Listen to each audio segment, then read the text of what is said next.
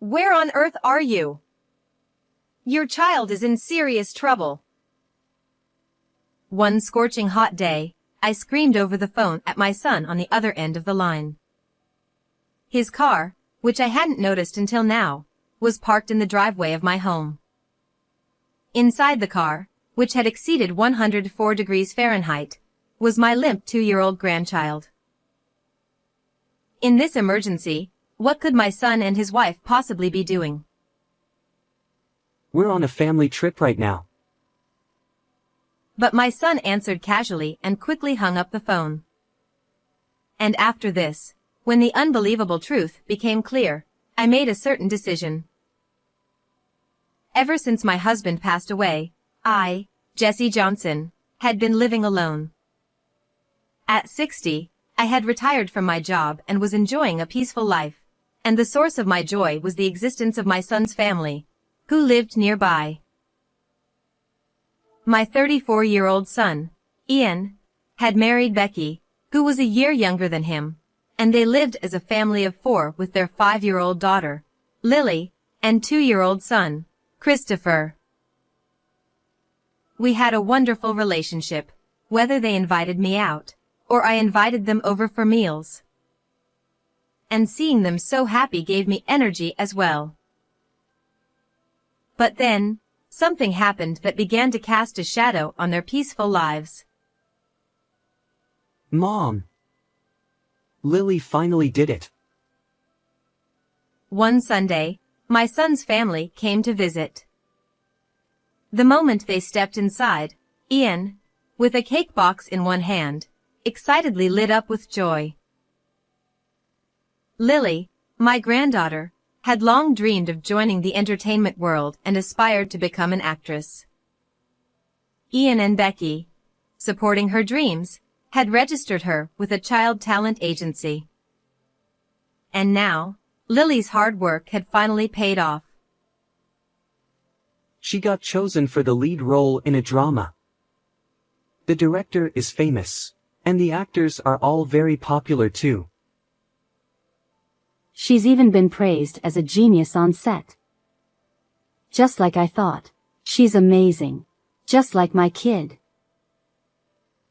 Listening to my son and daughter-in-law's excitement, I felt my heart swell with pride.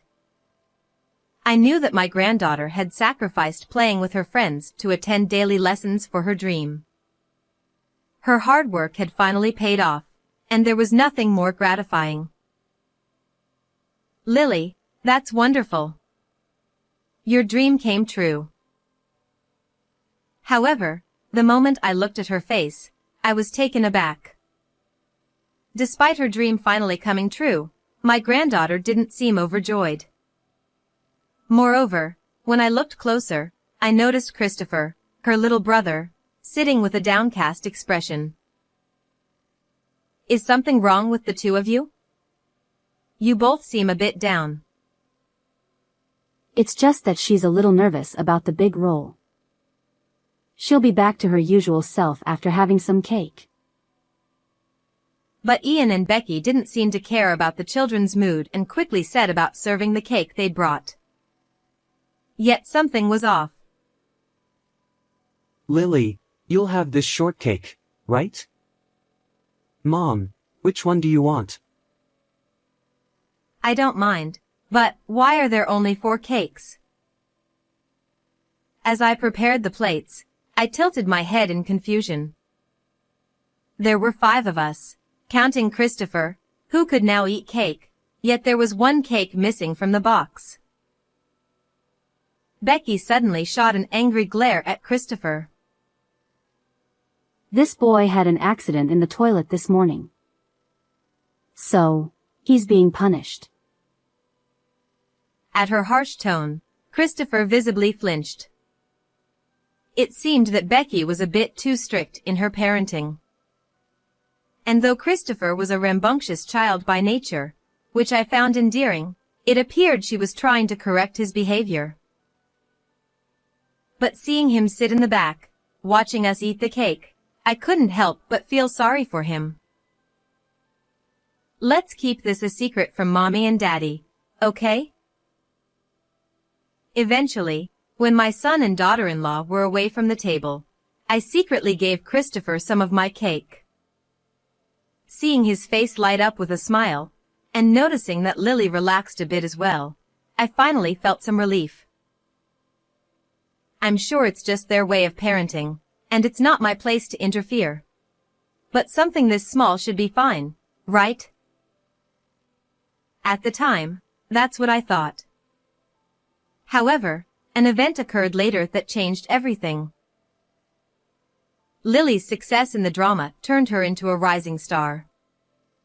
Naturally, it was something to celebrate, but as her career in entertainment became busier, the family visits to my home became less frequent. I started seeing Lily more often on a screen than in person. Though it made me feel a bit lonely, I told myself it was fine as long as my son's family was doing well. But then, one day, Ian called me unexpectedly. Lily's becoming famous, so we want to get her a kid's cell phone. Could you buy it for her as a gift? Apparently, since she was moving between locations so often, they wanted her to have a way to stay in touch with them and with me. I fully agreed with the idea, but one thing troubled me: Christopher. If that's the case, I'll buy something for both grandchildren. It wouldn't be fair otherwise. Oh, he doesn't need anything. He's just so spoiled and impossible to handle. At my suggestion, Ian sighed deeply. The difference in his attitude compared to when he talked about Lily left me furrowing my brow. That's a harsh thing to say.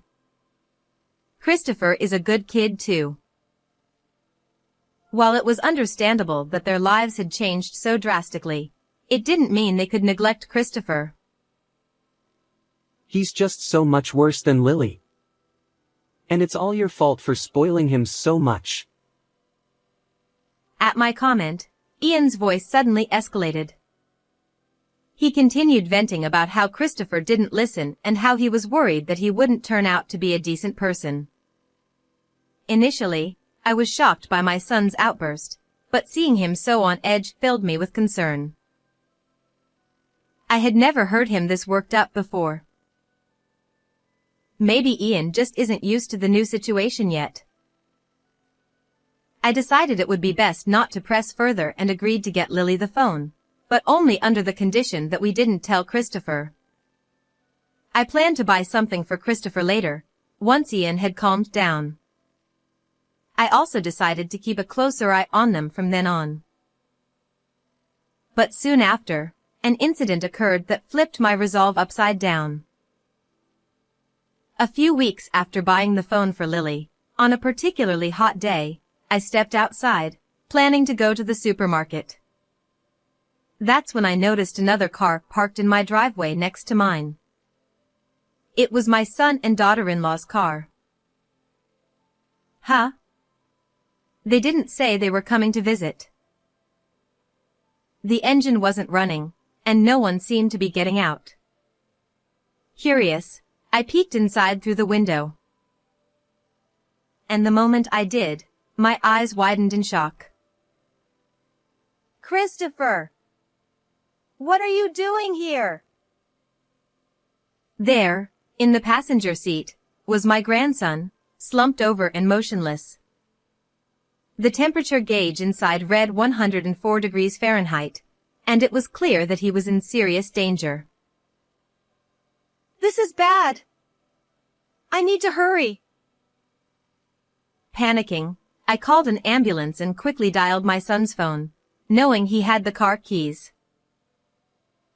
It was a record-breaking hot day according to the news. What on earth were they thinking, leaving him in the car like this? Hello? Ian, where are you? Your child is in serious trouble. My voice grew urgent as I explained the situation. We're on a family trip. We're not there. What do you mean? Christopher is here. Well, He was being too noisy, so we didn't take him. I dropped him off at your house. You'll figure it out. Unbelievably, my son brushed off my concerns and hung up the phone without a care.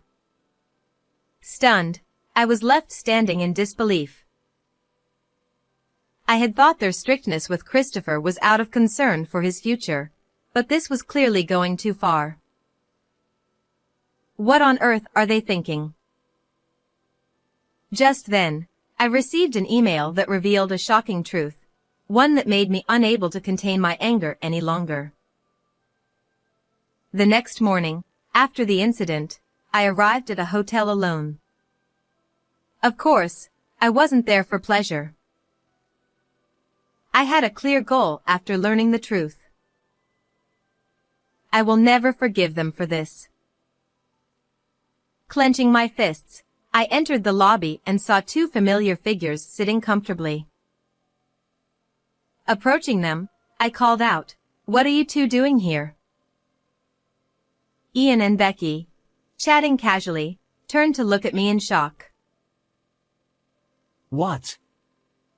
Mom! Why are you here? Where is Lily?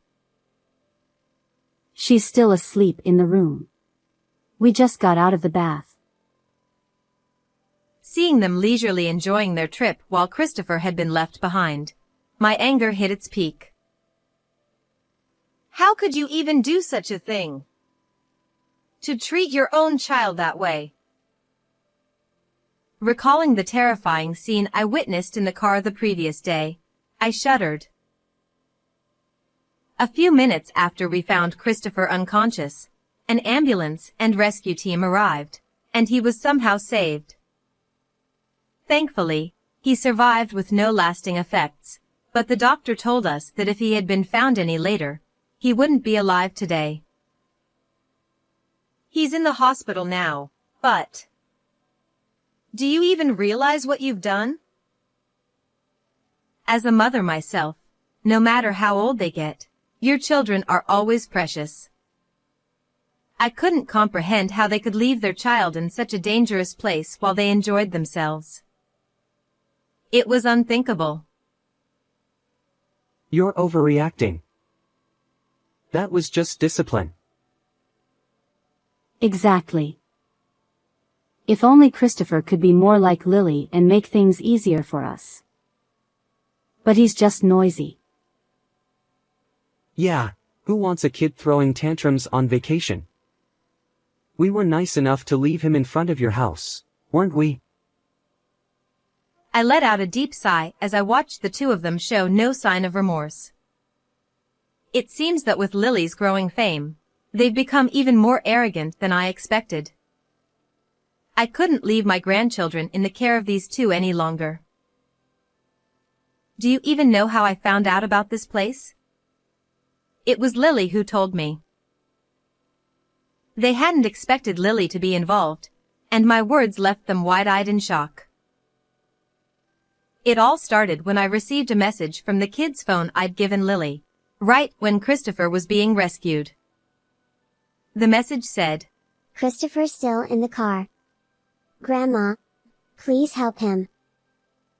Even though their parents were treating her brother this way, Lily was the only one looking out for him. What?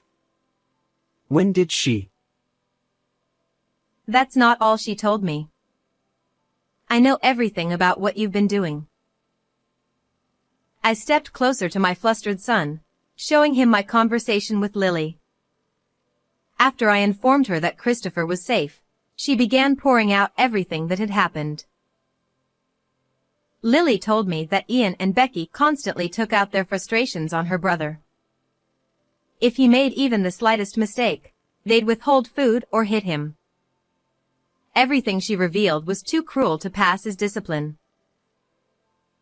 It was then that I resolved to bring my son and his wife to justice. But that wasn't the only shocking revelation. And it wasn't even Lily's choice to enter show business, was it?